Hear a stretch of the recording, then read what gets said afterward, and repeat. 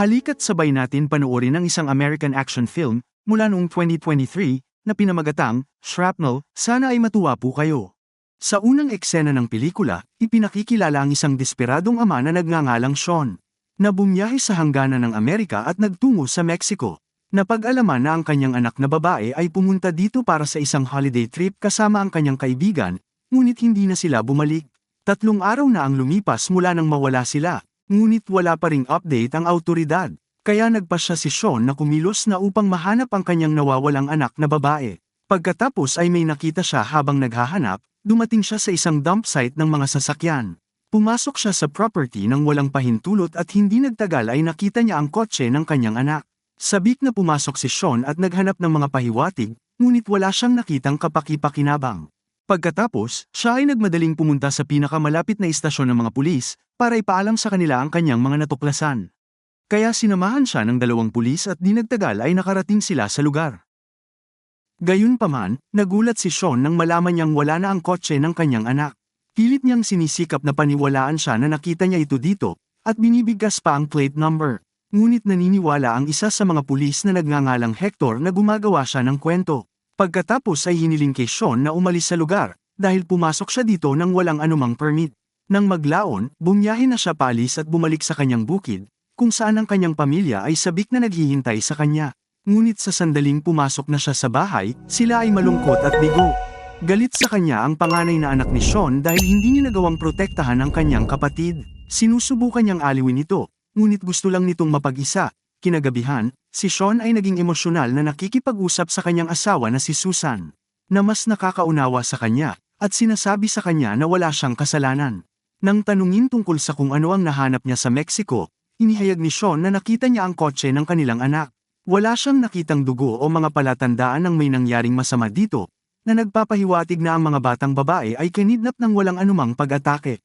Inihayag pa ni Sean na nawala ang kotse nang pumunta siya sa istasyon ng pulisya. Hinala niya, pati ang mga pulis ay may kinalaman dito, kaya plano niyang bisitahin ang Consulate General. Kinaumagahan, binisita si Sean ng isa sa kanyang malalapit na kaibigan na si Max. Sa pamamagitan ng kanilang pag-uusap, nalaman namin na ang parehong lalaki ay dating militar, at si Sean ang koronel ng team. Sila ay itinalaga sa mga napakadelikadong misyon, karamihan sa mga ito ay nangangailangan ng kabuuang wipeout ng mga kriminal. Nag-aalok si Max na tulungan ang kanyang kaibigan na masubaybayan ang mga kriminal na may pananagutan sa sitwasyon. Ipinaliwanag pa niya kung paano niya sila brutal na pahihirapan hanggang sa huminto sila sa paghinga. Gayunpaman, hindi iniisip ni Sean na ito ay kinakailangan at nais niyang lutisin ang sitwasyon ng mapayapa hanggat maaari. Nang maglaon, siya at ang sapang-ama ng isa sa nawawalang batang babae, ay tumungo sa opisina ng konsulado. Alam ng konsulado ang buong sitwasyon.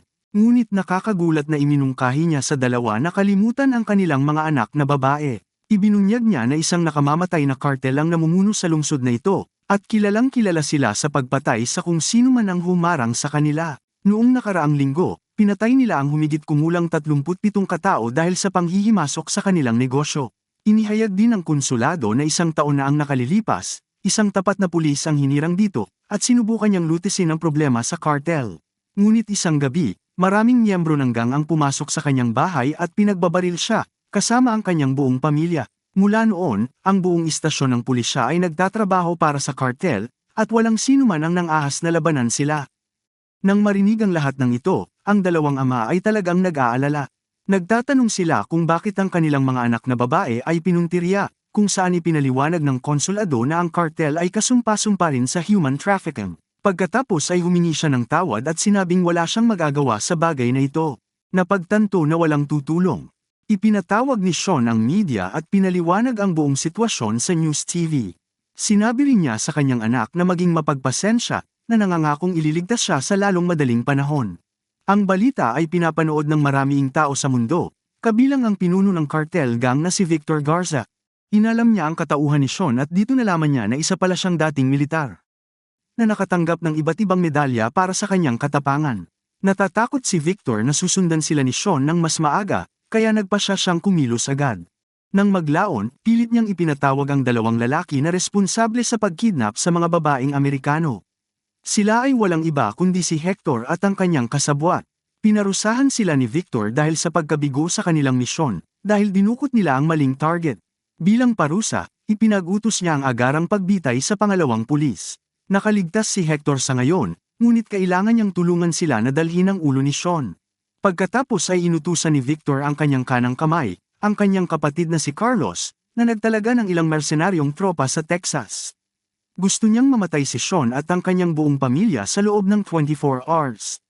Nais din niyang gumawa ng isang pahayag na ang sinumang manggugulo sa kartel, maging ito man ay mula sa kabilang bayan, ay magbabayad para dito.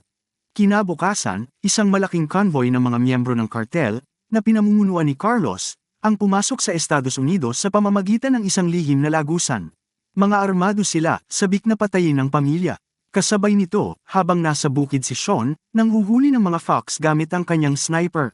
Habang sinusubukan niyang tumutok, bigla niyang nakita ang mga sasakyan ng kartel na patungo sa kanyang direksyon. Naalarma, mabilis siyang pumasok sa loob ng bahay at inutusan ang kanyang asawa at anak na magtago sa itaas. Pagkatapos ay binaril ni Sean ang mga kaaway at nagawang patayin ang ilan sa kanila. Ngunit kalaunan ay napilitan siyang magtago, ang buong gang ay nagsimulang magpaputok ng marami. Sa ibang lugar, kakain na ng tanghalian ng isang pulis nang makatanggap siya ng tawag mula sa istasyon. Sinabihan siyang suriin ang bukid kung saan maraming putok ng baril ang naiulat. Samantala, nagawa ng mga miyembro ng kartel na buksan ang pinto. Ngunit sa sandaling makapasok ang isa, pinatay siya ni Sean. Pagkatapos ay binasag niya ang mga plato sa buong sahig upang subibayan ang kanilang mga galaw. Kinabahan sila, at inutusan ni Carlos ang kanyang mga tauhan na pumunta sa magkahiwalay na direksyon. Pinipilit din niyang umakyat si Hector at hanapin ang pamilya, ngunit parang nag-aalangan siya. Dahil marami nang bumagsak sa mga kasamahan nila na pumasok sa loob ng bahay, at habang tinitiyak niyang ligtas ang kanyang pamilya. Nahuli rin ni Sean ang tiwaling pulis na si Hector. Nagpatuloy ang barilan hanggang sa buong bahay ay napuno ng bala at bangkay. At delikado na ang kanilang sitwasyon. Kaya, umakyat si Sean sa itaas at pinalabas ang kanyang pamilya sa bintana, habang ginulo niya ang mga mersenaryo. Sa kalaunan ay nakipagbarilan siya kay Carlos, ngunit hindi sila nagkakatamaan. Samantala, dumating sa labas ng bukid ang pulis kanina. Sa una ay naniniwala siya na ito ay isang kaso ng karahasan sa tahanan, ngunit nang makita niya ang isang lalaki na may takip sa mukha, napagtanto niyang seryoso ito. Nakita rin siya ng mga miyembro ng kartel at pinagbabaril, kaya napilitan siyang magtago sa likod ng kanyang sasakyan. Nilapitan siya ng isa sa mga lalaki, ngunit nagulat siya sa matapang na pulis sa pamamagitan ng isang headshot. Dahil dito, inilipat ng mga miyembro ng kartel ang kanilang atensyon sa pulis, at maging si Carlos ay lumabas para tumulong. Sinasamantala ang pagkagambala, lumabas si Sean ng bahay at maingat na inihatid ang kanyang pamilya patungo sa garahe. Binaril siya ng ilan sa kanila sa labas, na nagpapakita ng kanyang malupitang galawan. At pagkatapos ay pinabagsak ng gang ang pulis kaya muli nilang hinahabol si Sean. Ngunit ang bida ay agad na pinigilan sila at upang makasakay agad sa sasakyan, at mabilis na inilayo ang kanyang pamilya. Isang matinding habulan ang naganap, kung saan si Carlos at ang kanyang mga tauhan ay nagpaputok ng paulit-ulit na putok mula sa likuran. Mahusay na iniiwasan ni Sean silang lahat, tinitiyak na ligtas ang kanyang asawa at anak. Ngunit nang mapagtanto niya na sasabog na ang kanyang sasakyan, nakaisip siya ng paraan. Mabilis siyang umalis at inihinto ang sasakyan sa gilid ng kalsada. Pagkatapos, nang dumating ang mga lalaki, binaril sila ni Sean nang may sukdulang katumpakan. Nagawa niyang patayin kaagad ang ilan sa kanila, kasama na ang driver. Pinahinto nito ang kanilang sasakyan, at si Carlos ay wala nang magawa. Habang nakahiga siya dahil tinamaan siya, sinubukan niyang barilin si Sean kaya inunahan siya ni Sean. Ngunit nang makatanggap siya ng 2 putok sa kanyang mga binti, agad niyang ibinunyag ang kinaroroonan ng kanyang kapatid at mga kanidnap na babae. Pinasalamatan siya ni Sean sa pamamagitan ng pagbaril sa kanya sa ulo, na nagtapos sa kanyang miserableng buhay. Sa resulta ng insidenteng ito, natatakot si Sean para sa buhay ng kanyang pamilya. Kaya, dinala niya ang kanyang asawa at anak sa isang ligtas na lugar pansamantala. Pagkatapos ay nakipag-ugnayan siya sa kanyang matalik na kaibigan na si Max, at tinanggap ang kanyang naunang alok para sa tulong. Dumating kaagad ang kaibigan at tila na-miss niya ang kilig sa mga misyong ito. Hindi tulad ni Sean, na sinusubukang lutisin ang mga bagay ng mapayapa, si Max ay isang brutal na mamamatay tao na labis na nasisiyahan sa pagpapahirap sa mga tao. Kahit na sila ay lalaban sa pinakamalaking sindikato ng krimen sa Mexico, tila nasasabik pa siya. Nagdala si Max ng arsenal ng mga armas at iba pang makinarya. Nagsagawa rin siya ng ilang pananaliksik sa hideout ni Victor at sa mga bodega kung saan niya pinananatili ang mga kinidnap na babae. Sa susunod na eksena, tumawid ang magkaibigan sa bayan at tumungo sa target na lokasyon. Pinagmamasdan nila mula sa malayo habang pilit na inaalam ni Victor ang kinaroroonan ng kanyang kapatid. Lumalabas na hindi pa rin niya alam na si Carlos ay wala na. Pagkatapos, walang pagdadalawang isip, kinuha ng dalawa ang kanilang mga armas at pinasok ang mansyon. Dahil sa kanilang ekspertong kakayahan sa pakikipaglaban, madali lang nila napabagsak ang ibang mga tauhan ni Victor at narinig ni Victor ang mga putok ng mga baril. Kaya napagtanto niyang napasok na sila at nagbalak siyang tumakas ngunit wala siyang ibang paraan para makatakas. Sa kabilang banda, ipinagpatuloy ni Max at Sean ang kanilang pagsalakay. Lumilitaw na sila ay nalulupig at ni isa sa mga kalaban ay hindi makatama sa kanila. Kahit na ang pinuno ng seguridad na isang maskuladong lalaki, ay pinaputukan na parang papel.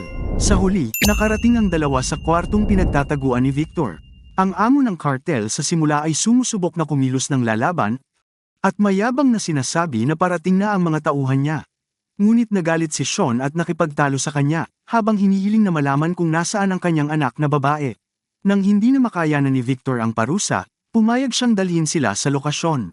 Sumakay ang tatlo sa isang sasakyan at hindi nagtagal ay nakarating sila sa bodega kung saan naroon ang mga babae. Muli, hindi nahirapan sina Max at Sean na patayin ang mga bantay ng NPC. Pagkatapos, ang bida, sa wakas ay namamahala upang mahanap ang kanyang anak na babae at sila ay nagkaroon ng isang emosyonal na muling pagkikita. Nandoon din ang kaibigan niya, buhay at nasa mabuting kalagayan.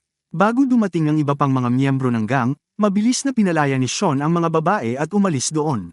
Pero hindi pa tapos ang bad boy na si Max. Siya ay pumunta dito para sa isang bagay, at siya ay matatag na gawin yon. Pagkatapos ay inilabas niya ang kanyang patalim at nilapitan ang duguan na si Victor, na plano niyang parusahan. Kinaumagahan, dumating si Max malapit sa isang pampublikong dambana at inilagay doon ang pugot na ulo ni Victor. Mukhang nasiyahan siya sa kanyang ginawa. Samantala, si Sean at ang kanyang buong pamilya ay muling nagsama-sama at bumalik sa bukid. Upang ipagdiwang ang tagumpay nila, nagpasya siyang mag-ahit para maging malinis ang mukha niya.